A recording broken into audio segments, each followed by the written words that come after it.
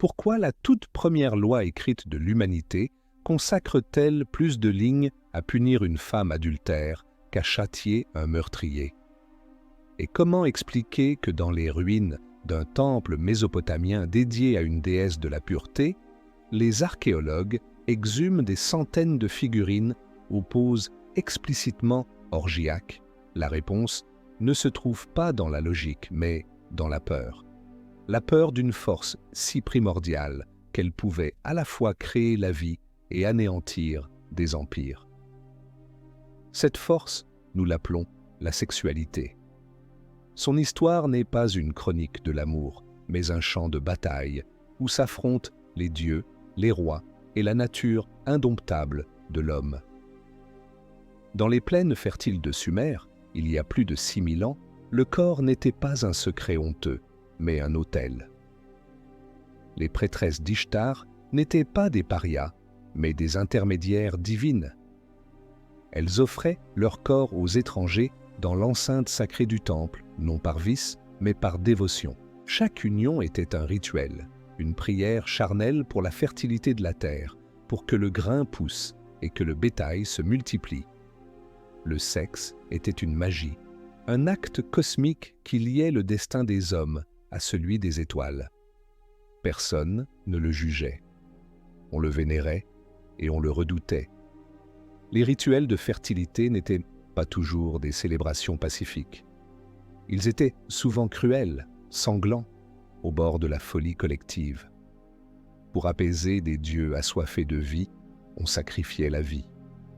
De jeunes hommes étaient castrés en l'honneur de Cybèle, leur virilité offerte pour garantir la puissance de la déesse. Des vierges étaient déflorées sur des autels de pierre, leur sang se mêlant à la terre pour la fertiliser. Dans ces cérémonies frénétiques, la frontière entre le sacré et le sauvage, entre l'extase et l'agonie, s'effaçait complètement. C'était le chaos originel, une énergie brute que les premières civilisations tentaient de canaliser, comme on construit des digues pour contenir un fleuve en furie. Les civilisations ne naissent pas du commerce ou de la guerre, mais de la tentative désespérée de mettre une laisse au désir. Car si cette force pouvait garantir la récolte, elle pouvait aussi déclencher des guerres. La mythologie elle-même ne commence-t-elle pas par l'enlèvement d'Hélène, une querelle née d'un désir qui a mis à sac la grande cité de Troie? En Égypte, le pouvoir était littéralement phallique. La puissance sexuelle du pharaon était le miroir de la prospérité du royaume. Ces érections, représentées sur les murs des temples, n'étaient pas de la pornographie, mais un symbole de stabilité politique. On croyait que le Nil lui-même entrait en crue grâce à la semence divine du souverain. Si le pharaon était impuissant, la nation entière risquait la famine. Les intrigues de harem n'étaient donc pas de simples affaires de cœur. Elles étaient des menaces pour la sécurité de l'État. Une reine ambitieuse, un eunuque comploteur, une favorite jalouse pouvaient renverser une dynastie plus sûrement qu'une armée ennemie. Le lit du roi était le véritable centre du pouvoir, un lieu où les secrets valaient plus que l'or et où un orgasme pouvait sceller le sort de millions d'hommes. C'est dans ce monde de passion divine et de complots mortels que l'idée la plus révolutionnaire de l'histoire a germé, l'idée de contrôle. Le roi Hammurabi de Babylone, vers 1750 avant notre ère, a regardé ce chaos et a décidé d'y mettre de l'ordre. Pas l'ordre des dieux, mais celui des hommes. Son célèbre code de loi fut le premier à transformer la sexualité d'un mystère sacré en une question de propriété et de crime. Pour la première fois, le corps de la femme n'appartenait plus à la déesse ou à la communauté, mais exclusivement à son père ou à son mari. L'adultère féminin n'était plus une offense aux dieux, mais un vol, et la punition était terrible. La femme et son amant étaient liés ensemble et jetés dans le fleuve. Le mari avait le droit de la gracier, mais s'il le faisait, le roi devait gracier son rival. Une justice implacable gravé dans la pierre. Le code d'Hammurabi ne visait pas à protéger la morale, mais à garantir la lignée. Il fallait s'assurer que l'héritier était bien le fils du père, que la propriété serait transmise sans contestation. Cette loi a marqué un tournant. L'instinct, autrefois divin, devenait une bête sauvage à enchaîner. La cage était forgée avec des règles, des punitions et de la peur. On a commencé à tracer des lignes claires entre le sexe légitime, celui qui sert à la procréation et à l'héritage, et le sexe illégitime, celui qui naît du désir et qui menace l'ordre social. Les prostituées sacrées ont peu à peu été chassées des temples pour devenir des travailleuses profanes. Les rituels de fertilité ont été qualifiés de barbares. Une nouvelle ère commençait, celle de la régulation. Auriez-vous pu vous opposer aux lois de votre temps au nom de l'amour? Ou auriez-vous courbé l'échine devant la peur du châtiment?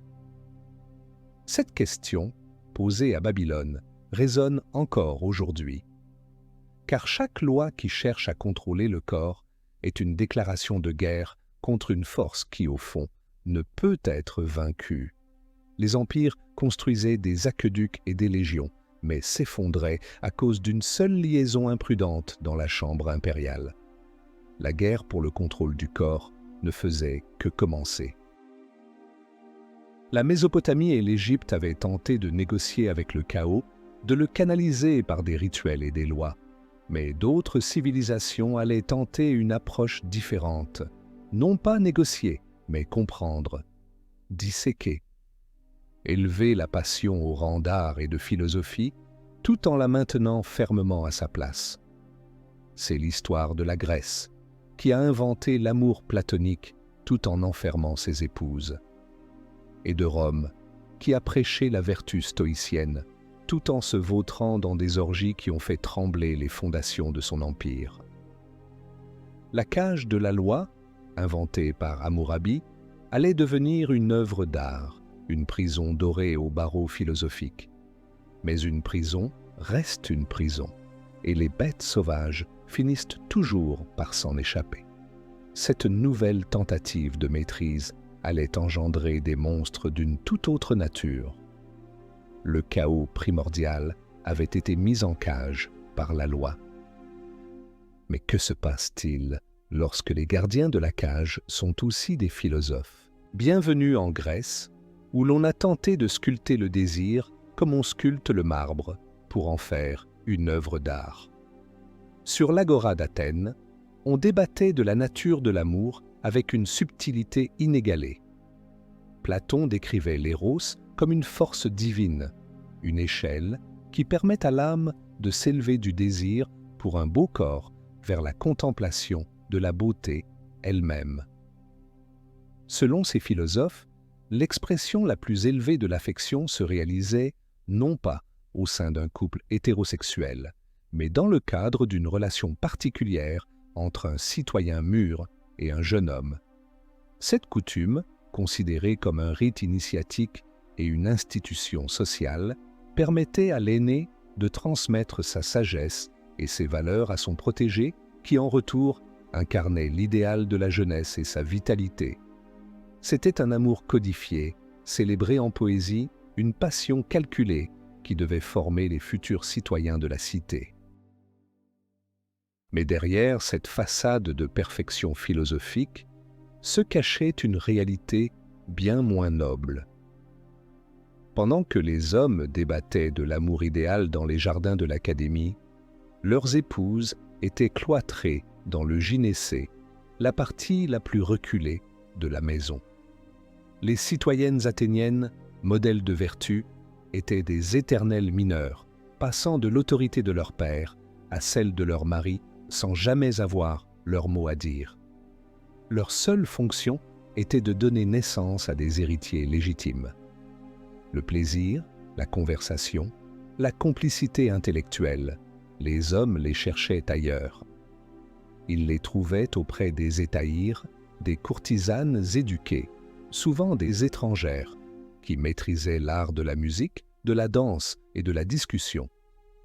Une femme comme Aspasie, la compagne de Périclès, pouvait influencer la politique de la plus grande puissance du monde grec, mais elle n'avait aucun droit civique. La Grèce a inventé la démocratie et la philosophie, mais elle a construit son âge d'or sur une hypocrisie fondamentale: la liberté de l'esprit pour les hommes, la servitude du corps pour les femmes. Rome, l'héritière pragmatique de la Grèce, a poussé cette contradiction à son paroxysme. La République romaine vénérait la gravitas, la dignité, et la virtus, la vertu virile. La matrone romaine, gardienne du foyer, était un modèle de chasteté et de fidélité. Des figures comme Lucrèce, qui se suicide après avoir été violée pour laver l'honneur de sa famille, sont érigées en héroïnes nationales. L'adultère est une affaire d'État. L'empereur Auguste, dans sa volonté de restaurer les mœurs anciennes, exile sa propre fille, Julie, pour sa vie dissolue. La loi punit sévèrement les écarts de conduite, car la solidité de la famille est vue comme le fondement de la puissance de Rome. La façade est impeccable. Un empire bâti sur la loi, le devoir et la discipline. Mais il suffit de gratter le vernis pour découvrir un monde de folie furieuse. Les empereurs qui prêchaient la vertu organisaient dans leurs palais des orgies d'une dépravation qui dépasse l'imagination. Caligula transformait le palais impérial en bordel, forçant les femmes de sénateurs à se prostituer. Néron, dit-on, se maria publiquement à un homme, puis à un autre, et se livrait à des spectacles où il jouait le rôle de victime dans des mythes sexuels violents. Cette double morale n'était pas l'apanage des élites. Le peuple romain avait ses propres exutoires. Les bacchanales, fêtes en l'honneur de Bacchus, le dieu du vin et de l'ivresse, étaient des rituels nocturnes où les barrières sociales et sexuelles tombaient. Hommes et femmes, libres et esclaves, se mêlaient dans des danses frénétiques qui dégénéraient souvent en orgies et en violence. Le Sénat romain, voyant dans ces rassemblements une menace pour l'ordre public et la morale, les a interdits en 186 avant notre ère. La répression fut d'une brutalité inouïe. Des milliers de personnes furent arrêtées, torturées et exécutées. L'État romain, qui tolérait les pires excès dans les cercles du pouvoir, ne pouvait supporter que le peuple revendique la même liberté chaotique. À Rome, la politique n'était qu'une continuation de la guerre de chambre par d'autres moyens.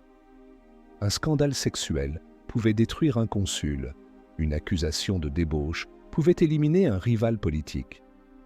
Le sexe était une arme et on l'utilisait sans pitié. L'immense édifice de l'Empire romain reposait également sur un pilier invisible et monstrueux, l'esclavage. Des millions d'hommes, de femmes et d'enfants n'étaient pas des êtres humains, mais des biens. Leur corps ne leur appartenait pas. Ils pouvaient être utilisés, loués, vendus ou détruits au gré de leur maître. L'esclavage sexuel était omniprésent des mines aux villas des patriciens.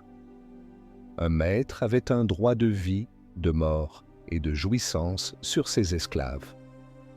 Cette réalité brutale coexistait avec les discours des philosophes stoïciens sur la maîtrise de soi et la dignité humaine. C'était le paradoxe ultime de Rome.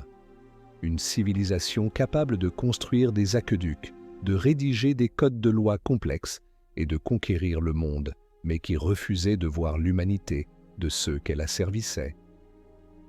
Cette contradiction interne, cette pourriture morale cachée sous le marbre des temples, allait ronger l'empire de l'intérieur. Lorsque les fondations morales d'un empire s'effritent, même les légions les plus puissantes ne peuvent le maintenir debout. L'excès engendre le dégoût. La débauche crée un vide spirituel immense. Et dans ce vide, une nouvelle foi, née dans un coin reculé de l'Empire, allait s'engouffrer. Une foi qui promettait le salut, non pas en célébrant le corps, mais en le crucifiant. L'Empire romain, magnifique et pourrissant, offrait un spectacle de grandeur décadente. Ces dieux étaient fatigués, ces citoyens blasés. Les orgies impériales étaient devenues si prévisibles qu'elles en perdaient leur saveur de transgression. C'est dans ce monde spirituellement épuisé qu'un murmure a commencé à se propager, venu de Judée. Un murmure qui parlait d'un Dieu unique, d'un royaume qui n'est pas de ce monde et d'une idée absolument révolutionnaire, terrifiante pour l'esprit romain. Le corps est une prison, la chair est l'ennemi et le plaisir est un piège tendu par le diable. Le christianisme primitif n'était pas une simple religion. C'était une déclaration de guerre totale à la culture gréco-romaine. Là où Rome célébrait la beauté du corps nu dans ses statues, les chrétiens y voyaient une incitation au péché. Là où les païens honoraient la fertilité et la procréation, les premiers apôtres comme Paul de Tarse prêchaient la supériorité de la virginité et du célibat. Le mariage lui-même n'était qu'une concession à la faiblesse humaine, un remède contre la fornication. Cette nouvelle doctrine a eu l'effet d'une bombe. Pour des milliers d'esclaves, de femmes, de pauvres, elle offrait une dignité que le monde romain leur refusait. Leur corps pouvait être brisé et humilié par leur maître, mais leur âme restait pure et libre. Le refus radical des tentations du monde est devenu un acte de résistance politique. Des jeunes femmes comme Sainte Agnès ou Sainte Lucie, célébrées comme martyrs, préféraient subir les pires tortures et la mort plutôt que de se marier à un païen et de souiller leur corps promis à un époux céleste. Cette obsession de la pureté charnelle était incompréhensible pour les Romains, qui y voyaient une superstition morbide, une haine de la vie. Mais pour les convertis, c'était une libération. Ils n'étaient plus définis par leur statut social ou leur fonction sexuelle, mais par leur foi. Le corps, source de tant de souffrance et d'humiliation, devenait le champ de bataille où se jouait le salut éternel. Les combattants les plus extrêmes de cette guerre contre la chair furent les pères du désert. Au IVe siècle, des hommes comme Antoine le Grand ou Jérôme de Stridon ont fui les villes corrompues pour s'isoler dans les déserts d'Égypte et de Syrie. Là, dans une solitude absolue, ils menaient un combat quotidien contre leurs propres démons, et le plus redoutable de tous était le démon de la luxure. Leurs écrits décrivent avec une précision hallucinante les tentations qui les assaillaient, des visions de femmes nues, des souvenirs de plaisirs passés, des rêves érotiques envoyés par Satan pour les faire chuter. Pour résister, ils s'infligeaient des pénitences terribles, jeûnes extrêmes, veilles prolongées, flagellations, port du cilice. Ils cherchaient à anéantir leur corps pour libérer leur esprit. Ces ascètes sont devenus les héros de la nouvelle foi, les athlètes de Dieu. Leur lutte a forgé l'idéal chrétien pour les siècles à venir, un idéal de méfiance et de dégoût envers tout ce qui touche à la sexualité. Lorsque le christianisme est devenu la religion officielle de l'Empire, cette guerre spirituelle est devenue une politique de l'État. Les temples païens ont été fermés ou détruits. Les statues des dieux et des déesses, chefs d'œuvre de l'art antique, ont été mises en pièces par des foules de moines fanatiques qui y voyaient des idoles démoniaques. Les Jeux olympiques, célébration païenne du corps nu, ont été interdits. Toute la culture visuelle de l'Antiquité, qui exaltait la beauté physique, a été systématiquement éradiquée. C'était une iconoclastie à grande échelle, une tentative d'effacer de la mémoire collective des siècles de célébration de la chair. Mais toutes les communautés chrétiennes ne partageaient pas cette vision radicale.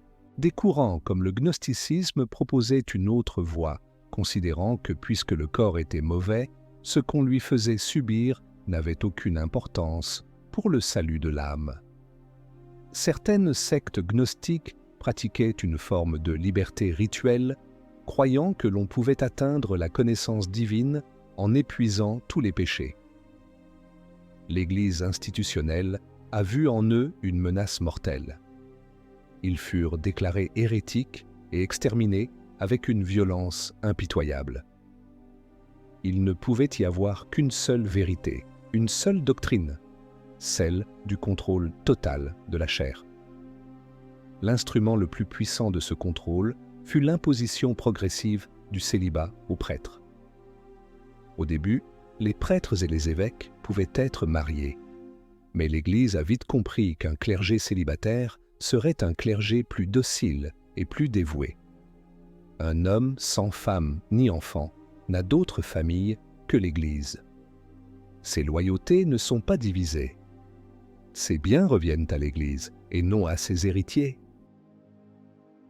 Le célibat des prêtres n'est pas né d'une simple exigence de pureté, mais d'une stratégie de pouvoir politique et économique d'une redoutable efficacité. Ainsi, l'ancien monde s'est effondré. La philosophie de la raison a été remplacée par la théologie de la foi.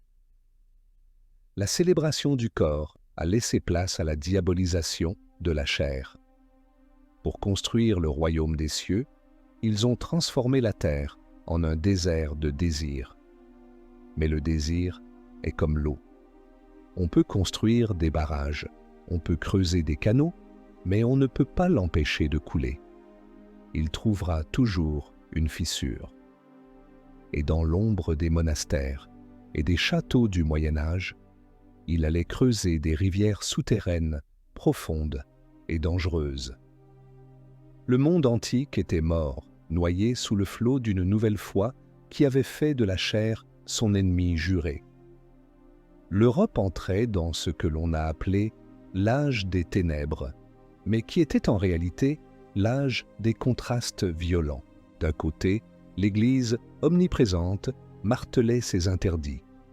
Le sexe, même dans le mariage, était suspect. Il ne devait servir qu'à la procréation, et toute recherche de plaisir était considérée comme un péché. Les théologiens débattaient avec le plus grand sérieux de la position la plus morale pour l'acte conjugal, interdisant toute fantaisie. Le calendrier liturgique était si rempli de périodes de jeûne et d'abstinence que les occasions d'union légitime devenaient rares. Le corps était un fardeau, une source de tentation qu'il fallait dompter par la prière et la pénitence.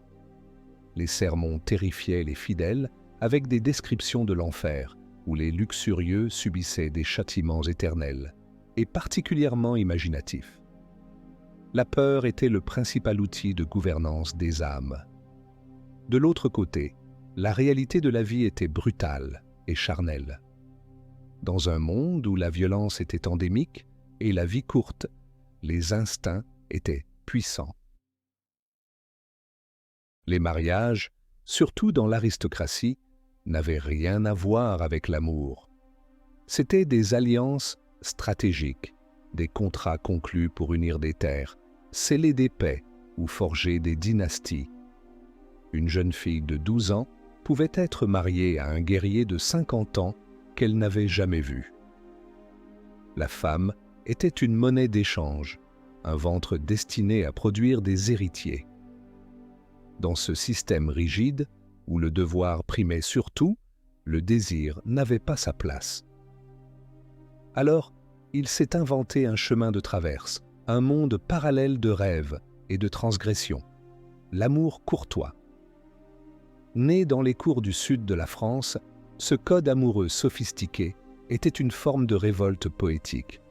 Le chevalier jurait fidélité et dévotion, non pas à sa propre épouse, mais à la femme de son seigneur, une dame inaccessible, idéalisée. Cet amour devait rester platonique, un service d'amour qui élevait l'âme du chevalier. Mais que choisiriez-vous? Un monde de règles strictes où tout est clair, mais où il n'y a pas de liberté, ou un monde de liberté totale où il n'y a aucun repère? Bien sûr, la frontière entre l'admiration platonique et l'adultère bien réel était souvent mince. Les histoires d'amour les plus célèbres du Moyen Âge, comme celles de Lancelot et Guenièvre, ou de Tristan et Iseut sont des tragédies de l'adultère. Ces amours secrètes, chantées par les troubadours, étaient un défi lancé à l'ordre établi. Elles affirmaient la supériorité des sentiments sur les contrats de mariage. Mais dans le monde réel, ces passions avaient des conséquences sanglantes. Un adultère découvert dans la haute noblesse pouvait déclencher une vendetta, une guerre féodale qui mettait des régions entières à feu et à sang. L'honneur d'un lignage se mesurait à la vertu de ses femmes, et une seule tâche pouvait provoquer un cataclysme. Les monastères eux-mêmes, censés être des forteresses de la prière et de l'abstinence, étaient le théâtre de cette double morale. Officiellement, c'étaient des lieux où l'on se retirait du monde pour échapper aux tentations de la chair. En réalité, beaucoup étaient des centres de pouvoir et de richesse, et les vices du siècle y pénétraient aisément. Des chroniques scandaleuses rapportent des histoires de moines entretenant des maîtresses, d'abbesses organisant des banquets somptueux, de couvents transformés en lieux de débauche. L'hypocrisie médiévale était un art, on péchait en secret et on se repentait en public. Cette tension entre l'idéal et la réalité a trouvé son expression la plus paroxystique dans les croisades. Des centaines de milliers d'hommes ont pris la croix, animés par une ferveur religieuse authentique, pour libérer la Terre Sainte des mains des infidèles. Mais ce grand élan de foi était aussi une gigantesque soupape de sécurité. Il permettait d'exporter loin de l'Europe une noblesse turbulente et belliqueuse. Et sur la route de Jérusalem, la ferveur religieuse s'est souvent mêlée à une violence débridée. Les massacres de populations juives, les pillages des villes chrétiennes byzantines et, bien sûr, les viols de masse des femmes infidèles faisaient les parties du sombre tableau. Le viol était considéré comme un droit du vainqueur, une manière d'humilier l'ennemi en souillant ses femmes. Le même chevalier qui vénérait sa dame lointaine pouvait, sans le moindre cas de conscience, violer une paysanne sarrasine. C'était le reflet parfait de la schizophrénie de l'époque. Mais la plus grande peur du Moyen-Âge n'était pas le péché, c'était le diable. Et le diable, croyait-on, utilisait la femme comme sa porte d'entrée dans le monde. La méfiance envers la sexualité héritée des pères de l'Église a lentement muté en une haine misogyne. La femme était vue comme un être faible, irrationnel, esclave de ses pulsions, une tentatrice par nature. À la fin du Moyen Âge, cette peur a pris une forme monstrueuse, la chasse aux sorcières. Des femmes, souvent seules, vieilles, guérisseuses ou simplement marginales, ont commencé à être accusées de pactiser avec le diable. On les accusait de participer à des sabbats nocturnes, des orgies démoniaques où elles s'accouplaient avec Satan lui-même. L'inquisiteur n'avait pas à prouver la culpabilité. Il lui suffisait d'obtenir des aveux, le plus souvent sous la torture. Des milliers de femmes ont ainsi péri sur le bûcher, victimes d'une théologie qui avait transformé le désir féminin en une œuvre satanique. L'ombre du cloître avait engendré des monstres. Comment réagiriez-vous si la société vous offrait un choix, la passion dangereuse ou la sécurité ennuyeuse? Écrivez dans les commentaires ce que vous mettriez en premier, le cœur ou la raison. La peur du diable et la flamme des bûchers jetaient une lueur sinistre sur la fin du Moyen Âge. L'Europe était un continent hanté, prisonnier d'une vision du monde, où le corps était un champ de bataille entre Dieu et Satan. Pourtant, au même moment, quelque chose de radicalement nouveau était en train de germer dans les cités marchandes d'Italie. Une poignée d'artistes, de poètes et de penseurs, redécouvrant les textes de l'Antiquité grecque et romaine, ont commencé à regarder le monde et le corps humain avec des yeux nouveaux. Ce fut la Renaissance, une explosion de lumière, de génie et de beauté qui a semblé chasser les ténèbres médiévales. pour la première fois depuis plus de 1000 ans, des artistes osaient représenter le corps nu non plus comme un symbole de péché et de honte, mais comme l'incarnation de la perfection divine. Le David de Michel-Ange n'est pas une créature chétive et coupable. C'est un héros magnifique, confiant dans sa propre force et sa beauté. C'était une révolution. L'homme redevenait la mesure de toute chose. Cette célébration du corps humain n'était pas qu'esthétique. Elle était aussi scientifique. Des génies comme Léonard de Vinci, fascinés par la mécanique du corps, ont bravé les interdits religieux les plus stricts pour pratiquer des dissections secrètes.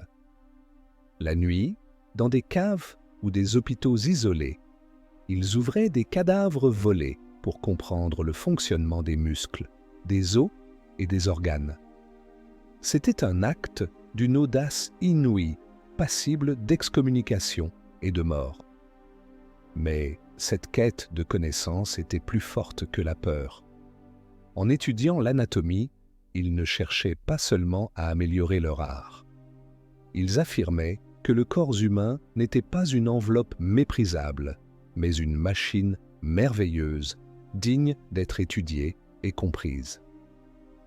Chaque coup de scalpel était un défi lancé à des siècles d'obscurantisme. Le génie de la Renaissance s'est nourri de cadavres et de transgressions.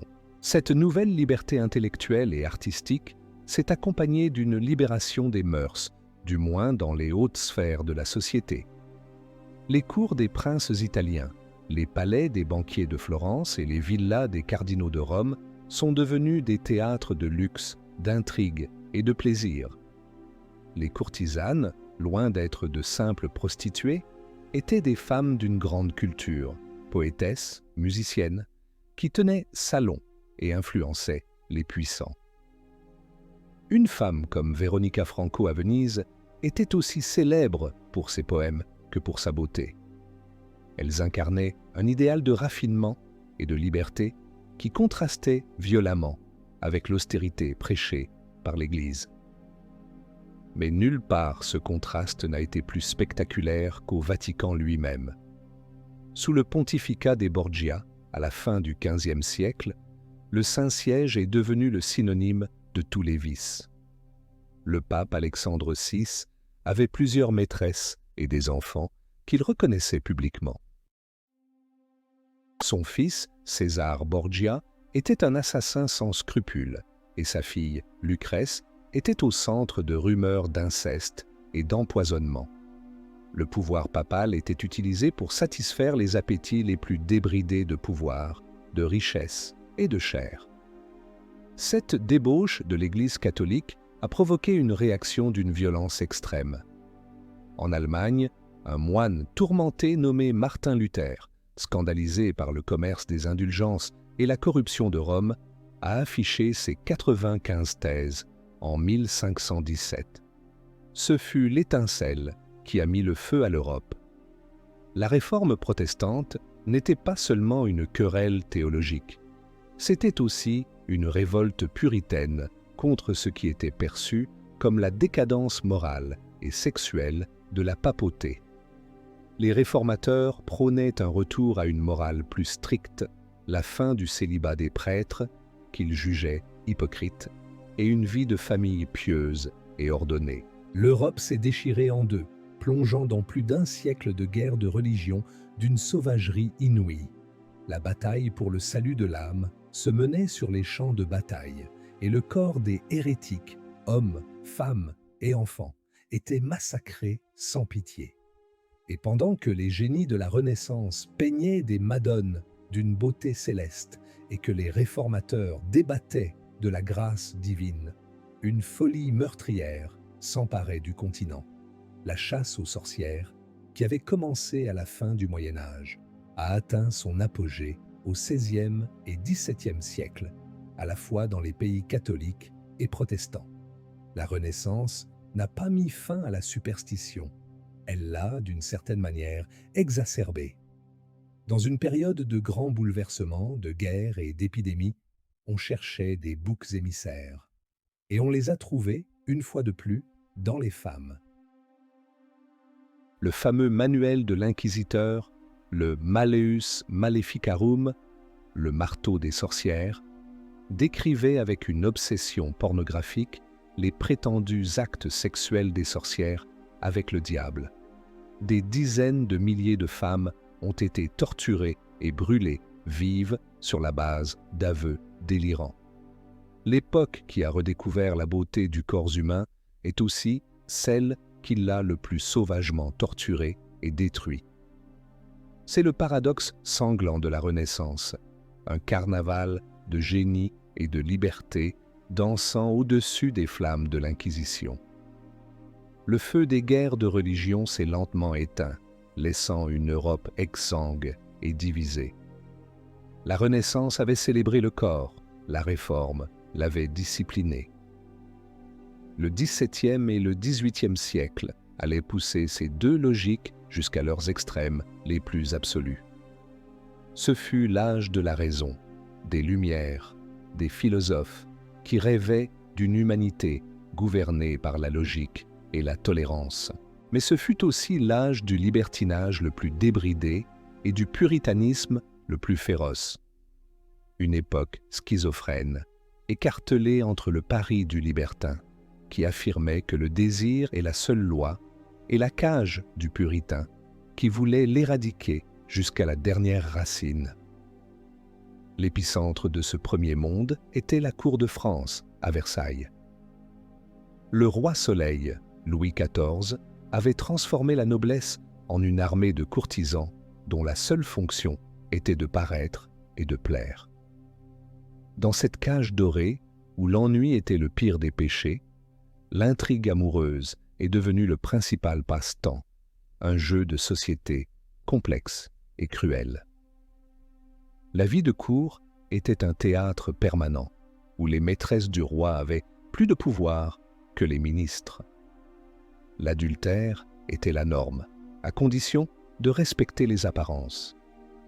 La morale officielle était stricte, mais la réalité était une succession de liaisons, de trahisons et de scandales. Ce jeu dangereux a atteint son apogée au XVIIIe siècle, sous Louis XV. C'était l'époque des roués, des aristocrates pour qui la séduction était un art de la guerre et la vertu féminine une forteresse à conquérir. Le roman « Les liaisons dangereuses » de Choderlos de Laclos a immortalisé cette atmosphère glaciale et calculatrice où l'amour n'est qu'une stratégie pour humilier et détruire. Le libertinage n'était pas seulement une pratique, c'était une philosophie. Des penseurs audacieux, souvent clandestins, affirmaient que les lois de la nature et du désir étaient supérieures aux lois de l'Église et de l'État.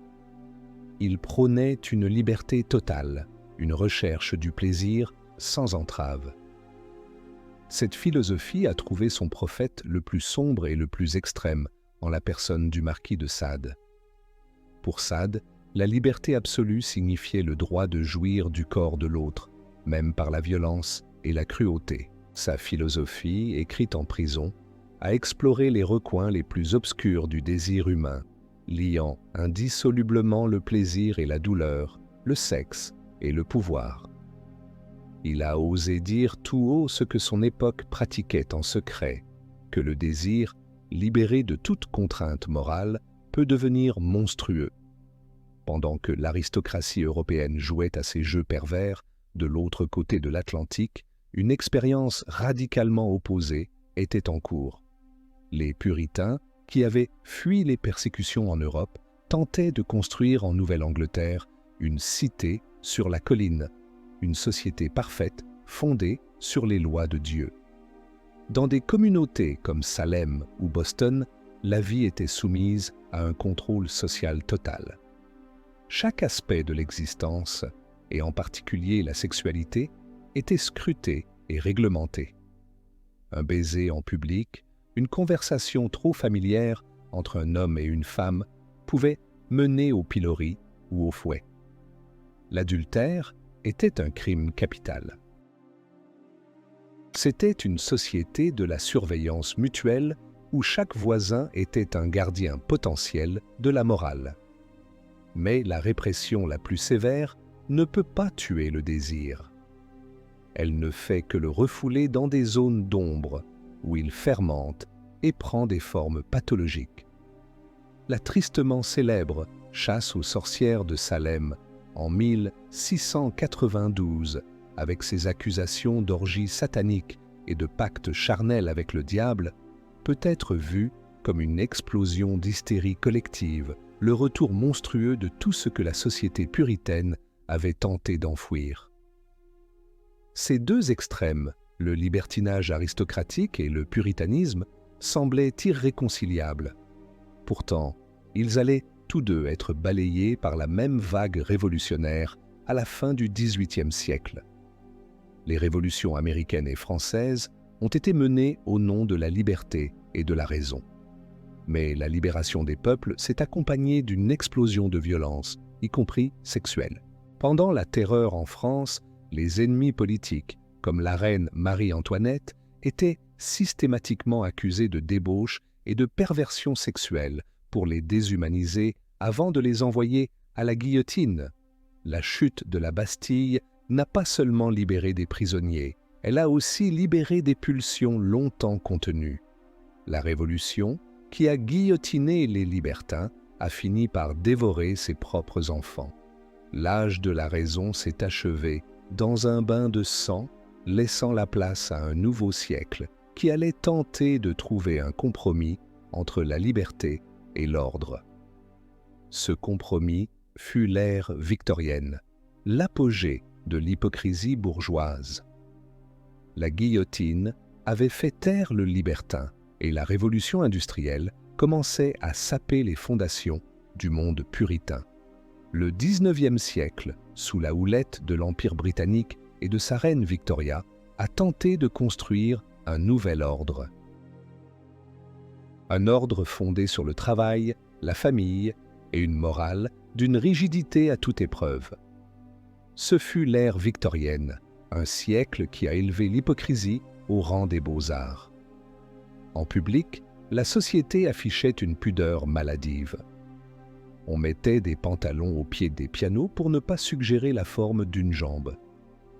Les mots « taureau » ou « étalon » étaient considérés comme choquants. La sexualité était le grand non-dit, un sujet tabou, surtout pour les femmes.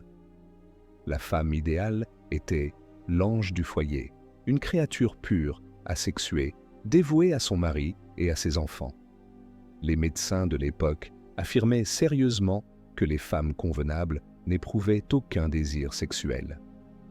Leur corps n'était qu'un instrument de reproduction, et le plaisir était une prérogative masculine, souvent considérée comme une faiblesse coupable.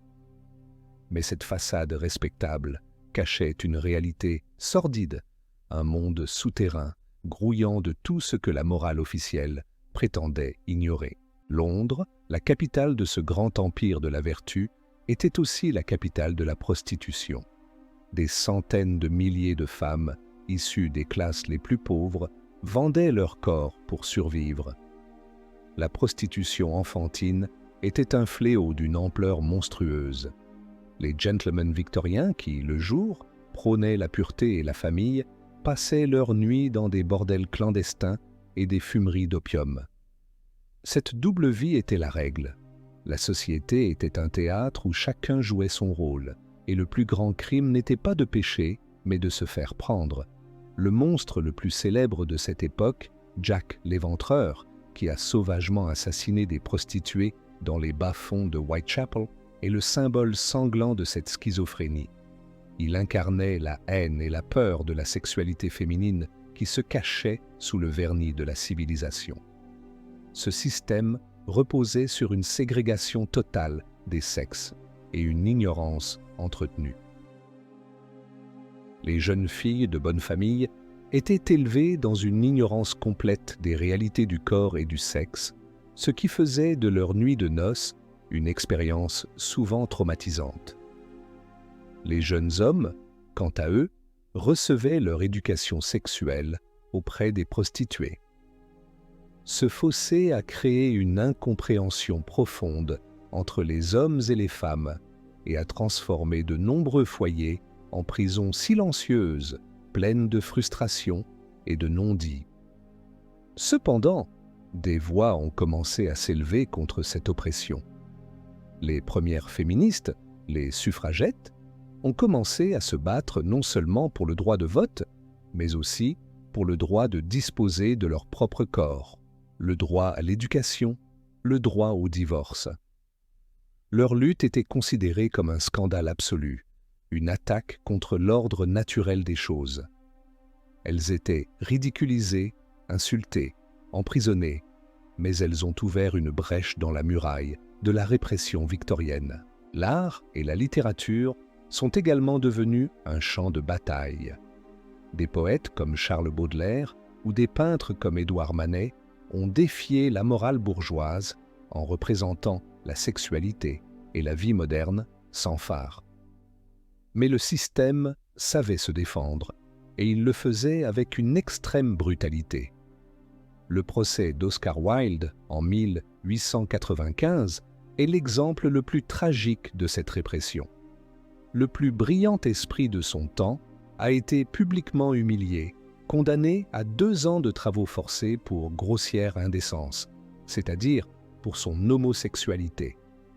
Son procès fut une exécution publique, un avertissement lancé à tous ceux qui osaient s'écarter de la norme. L'Empire victorien, au sommet de sa puissance, était rongé de l'intérieur par ses propres contradictions. La répression avait atteint un tel niveau qu'une explosion était inévitable. Et cette explosion n'allait pas venir d'une révolte sociale ou d'une révolution artistique. Elle allait venir de la boue et du sang des tranchées de la Première Guerre mondiale. Le monde de l'ordre et de l'apparence allait être pulvérisé par le fracas des obus. La cage morale que vous construisez pour vous protéger est-elle une forteresse ou une prison? Écrivez dans les commentaires quel est votre choix, la sécurité des règles ou le risque de la liberté. La façade victorienne, si solide en apparence, était comme une maison construite sur une faille sismique. Les tensions souterraines étaient trop fortes. La catastrophe est arrivée en août 1914. La Première Guerre mondiale a été bien plus qu'un conflit militaire. Ce fut le suicide de l'Europe du XIXe siècle. Des millions d'hommes, élevés dans le respect de Dieu, du roi et de la patrie, ont été jetés dans l'enfer industriel des tranchées. Dans la boue, au milieu des rats, des gaz et des corps déchiquetés, toutes les belles valeurs morales ont volé en éclats. La mort de masse, anonyme et mécanique, a rendu absurdes les notions de pudeur, de retenue et d'honneur. Pour des soldats qui pouvaient mourir à chaque seconde, la satisfaction immédiate des instincts les plus primaires, manger, boire, trouver un peu de chaleur humaine, est devenue la seule chose qui comptait. Les bordels militaires de campagne, organisés par les états-majors, sont devenus une institution, une nécessité pour maintenir le moral des troupes. La sexualité, débarrassée de tout romantisme, est redevenue ce qu'elle était à l'origine, une pulsion de vie face à la mort omniprésente. Pendant que les hommes se battaient et mouraient, les femmes, à l'arrière, vivaient une révolution silencieuse. Pour faire tourner les usines d'armement et les services publics, on a fait appel à elles en masse. Elles ont quitté le foyer, ont gagné leur propre salaire, ont acquis une indépendance et une liberté de mouvement sans précédent. Elles conduisaient des ambulances, travaillaient comme mécaniciennes, portaient des pantalons. La figure de l'ange du foyer a été remplacée par celle de la garçonne, la femme aux cheveux courts, qui fume, qui boit et qui revendique le droit de vivre sa vie comme elle l'entend. Lorsque les survivants sont revenus du front, ils ont trouvé un monde transformé.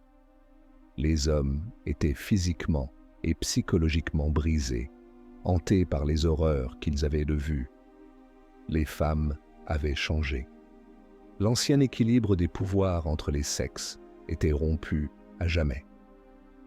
Le choc de ces deux traumatismes, celui des tranchées et celui de l'émancipation accélérée, a créé une atmosphère de fièvre et de désorientation qui a balayé l'Europe dans les années 20. C'est dans ce climat de chaos qu'un médecin viennois, dont les théories étaient jusqu'alors restées confidentielles, est devenu une célébrité mondiale. Sigmund Freud n'a pas inventé la sexualité, mais il lui a donné un nom et une théorie. Avec la psychanalyse, il a porté un coup terrible à l'orgueil de l'homme occidental. Il a affirmé que nous ne sommes pas les maîtres dans notre propre maison.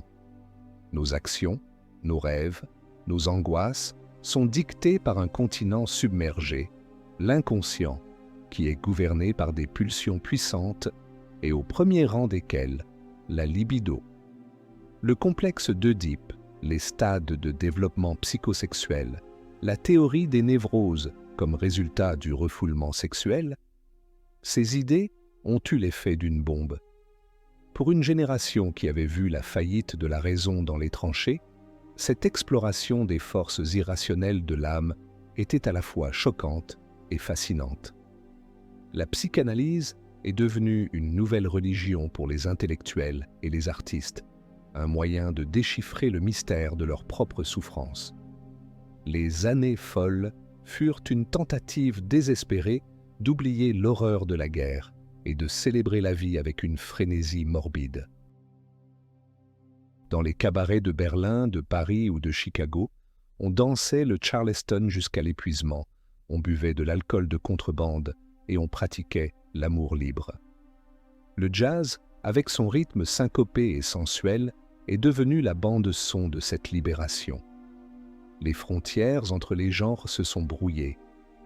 Les femmes portaient des robes courtes qui dévoilaient leurs genoux. Les hommes se maquillaient et les clubs gays et lesbiens, notamment dans la République de Weimar à Berlin, connaissaient une période de tolérance sans précédent. Le cinéma, nouvelle forme d'art populaire, commençait à explorer des thèmes plus audacieux, créant les premières stars au sex-appeal magnétique.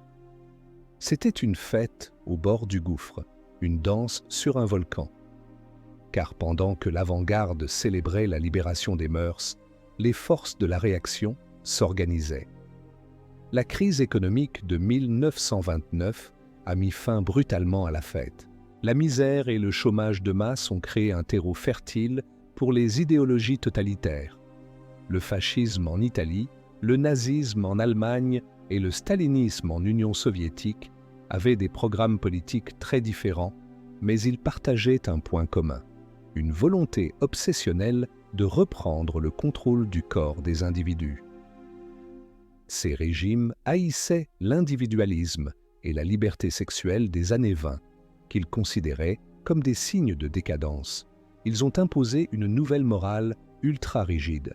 L'art dégénéré a été interdit, les homosexuels ont été persécutés et déportés, et les femmes ont été renvoyées au foyer avec pour seule mission de produire des enfants pour la patrie. La sexualité a été de nouveau asservie à un projet politique, la production de soldats et de travailleurs pour l'État. L'éclat d'obus de la Grande Guerre avait fait sauter les verrous de la cage victorienne. Mais la liberté qui s'en était suivie fut si effrayante pour certains qu'ils se sont empressés de construire de nouvelles prisons, bien plus terrifiantes et efficaces. La fête était finie. Le monde se préparait pour une nouvelle guerre, encore plus totale et destructrice. La Deuxième Guerre mondiale a achevé de détruire ce qui restait de l'ancien monde. Après la défaite des régimes totalitaires, l'humanité, sous le choc de l'Holocauste et de la bombe atomique, a aspiré à un retour à la normale. Les années 50 furent une période de reconstruction, de prospérité économique et de conformisme social. On a assisté à un retour en force de l'idéal de la famille nucléaire, avec le père qui travaille et la mère au foyer, dans une jolie maison de banlieue. La morale était de nouveau conservatrice. Mais sous cette surface calme, la pression montait. La génération née après la guerre, les baby boomers, grandissait dans un monde de paix et de prospérité, mais aussi d'ennui et de frustration face à la rigidité de leurs aînés. Et puis, au début des années 60, une petite pilule est venue tout changer. L'invention de la pilule contraceptive a été la véritable bombe atomique de la révolution sexuelle. Pour la première fois dans l'histoire de l'humanité, elle a permis de séparer de manière fiable et simple la sexualité de la procréation. Cette innovation technologique a eu des conséquences sociales et culturelles incalculables. Elle a donné aux femmes un contrôle sur leur fertilité que jamais elles n'avaient eu. Elles pouvaient désormais poursuivre des études, faire carrière et choisir d'avoir des enfants ou non et quand. Le sexe pouvait devenir pour elles aussi une source de plaisir et d'exploration, sans la peur constante d'une grossesse non désirée. La pilule n'a pas créé la révolution sexuelle, mais elle en a été le carburant. Elle a coïncidé avec une vague de contestation qui a secoué tout le monde occidental. La jeunesse se révoltait contre tout. La guerre du Vietnam, le racisme, le capitalisme et bien sûr, la morale sexuelle de ses parents. Le slogan « Faites l'amour, pas la guerre » du mouvement hippie n'était pas seulement une provocation, c'était un programme politique. Il opposait la culture de la vie, de la liberté et du plaisir à la culture de la mort, de l'autorité et de la répression. L'été 1967, le Summer of Love à San Francisco et le festival de Woodstock en 1969 sont devenus les symboles mythiques de cette contre-culture. Des centaines de milliers de jeunes se sont rassemblés pour écouter du rock psychédélique, expérimenter avec les drogues et pratiquer l'amour libre. C'était une utopie éphémère, une tentative de créer une société alternative basée sur la paix, le partage et la libération de tous les désirs. Mais la révolution ne se passait pas seulement dans les champs boueux de Woodstock, elle se menait aussi dans la rue et devant les tribunaux. Un autre front, tout aussi important, s'est ouvert à la fin des années 60. Le 28 juin 1969, une descente de police de routine dans un bar gay de New York, le Stonewall Inn, a déclenché une réaction inattendue. Pour la première fois, les clients, des drag queens, des lesbiennes, des hommes gays, ont résisté.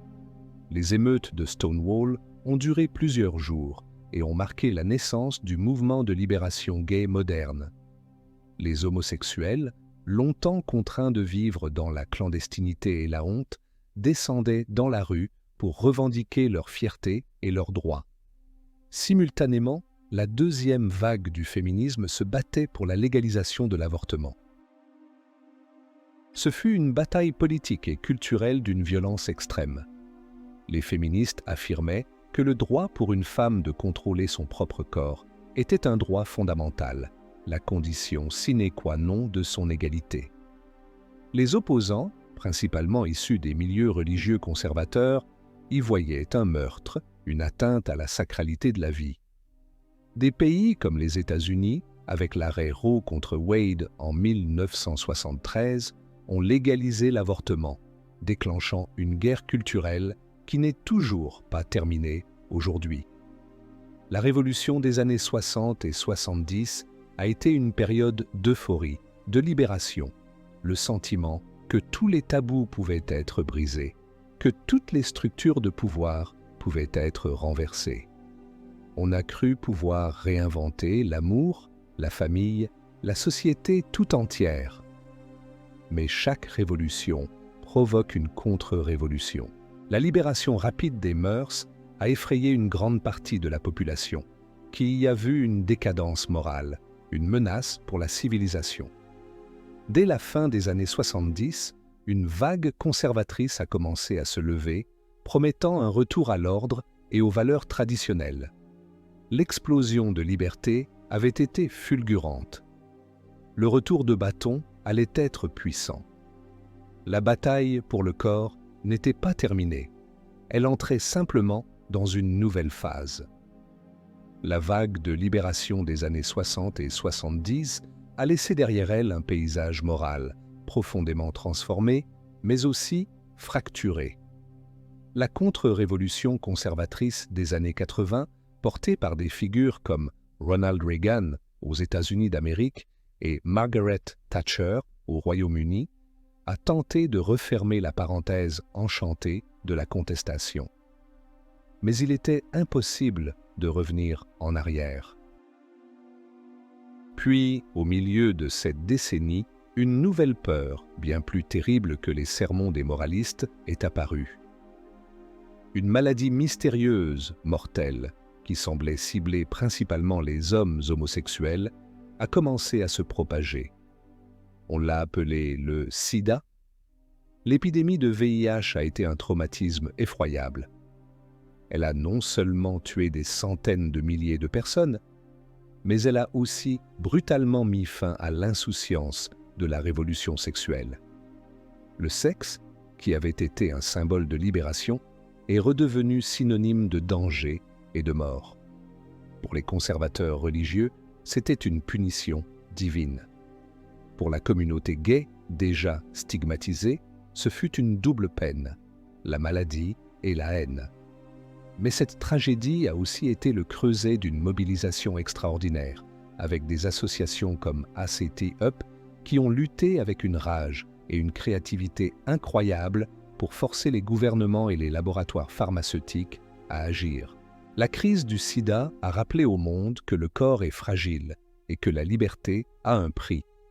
Pendant que le monde luttait contre ce nouveau fléau, une autre révolution, silencieuse et technologique, était en marche.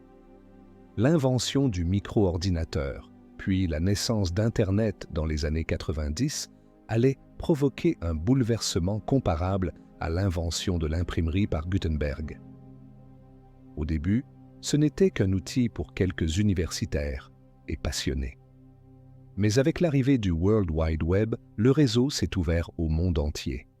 Et l'une des premières choses que l'humanité a faites avec ce nouvel outil a été de chercher, de produire et de partager de la pornographie. L'accès quasi instantané, gratuit et anonyme à une quantité illimitée d'images pornographiques a fondamentalement changé le rapport de millions de personnes à la sexualité. La pornographie en ligne a démoli les derniers tabous, mais elle a aussi formaté les imaginaires, créant parfois des attentes irréalistes et banalisant des pratiques autrefois marginales. Elle a transformé le sexe en un produit de consommation comme un autre, disponible en un clic. Internet n'a pas seulement changé la façon dont on regarde le sexe, il a changé la façon dont on le trouve. Les sites de rencontres, puis les applications sur smartphone, ont révolutionné la drague. La recherche d'un partenaire, qui passait autrefois par des cercles sociaux limités, est devenue une sorte de marché mondial, un catalogue infini de possibilités à portée de swipe. Cette technologie a offert des opportunités incroyables, permettant à des personnes isolées de se rencontrer, à des minorités de former des communautés. Mais elle a aussi favorisé une culture de l'immédiateté, de la superficialité et de la gamification des relations humaines. Le corps de l'autre est devenu un profil, une série de photos et de caractéristiques à évaluer, à accepter ou à rejeter d'un simple mouvement de pouce. Sommes-nous devenus plus connectés ou simplement plus seuls, ensemble? La révolution numérique a donné à chacun une voix et une plateforme, et cette voix a commencé à s'élever contre des injustices restées trop longtemps silencieuses. En 2017, le mouvement MeToo a déferlé sur le monde. Parti d'une accusation contre un puissant producteur de cinéma, il est devenu une révolte mondiale contre le harcèlement et les agressions sexuelles. Grâce aux réseaux sociaux, des millions de femmes ont pu partager leur histoire, révélant l'ampleur systémique de la violence sexuelle dans tous les milieux professionnels et sociaux. MeToo a provoqué une prise de conscience planétaire et a fait tomber des hommes jusqu'alors intouchables. C'était la preuve que la technologie pouvait être un puissant outil d'émancipation, capable de renverser des hiérarchies de pouvoir établies depuis des siècles. Mais cette nouvelle transparence a aussi ses revers. Dans l'espace numérique, la vie privée n'existe plus. Le cyberharcèlement, la vengeance pornographique, la diffusion d'images intimes sans consentement, les deepfakes pornographiques sont devenus les nouvelles armes pour humilier et détruire. La cage de la morale victorienne a été remplacée par une cage de verre, où chaque acte, chaque parole peut être enregistrée, diffusée et jugée par le tribunal de l'opinion publique mondiale. Nous voici donc arrivés au terme de notre voyage, ou plutôt, à la dernière frontière connue. Nous avons parcouru le chemin qui mène des rituels sanglants autour d'un feu de camp aux balayages anonymes sur l'écran lumineux d'un smartphone. Il semble que tous les interdits aient été levés, que tous les mystères aient été percés. Nous avons une connaissance quasi illimitée de la biologie, de la psychologie et de la sociologie du désir. Pourtant, la bataille pour le corps fait toujours rage. Les guerres culturelles autour des droits des personnes transgenres, les débats acharnés sur l'éducation sexuelle à l'école, la lutte contre les violences sexuelles montrent que la question du contrôle de la chair et de la définition de la norme est plus brûlante que jamais. La technologie nous a donné une liberté et des outils extraordinaires, mais elle a aussi créé de nouvelles formes d'aliénation, de nouvelles angoisses, de nouvelles prisons invisibles. Nous avons cartographié chaque recoin du désir, de l'atome à la galaxie numérique. Mais en cherchant à tout voir, n'avons-nous pas oublié comment ressentir dans le noir? Écrivez dans les commentaires ce qui pour vous compte le plus, la clarté absolue ou le frisson de l'inconnu.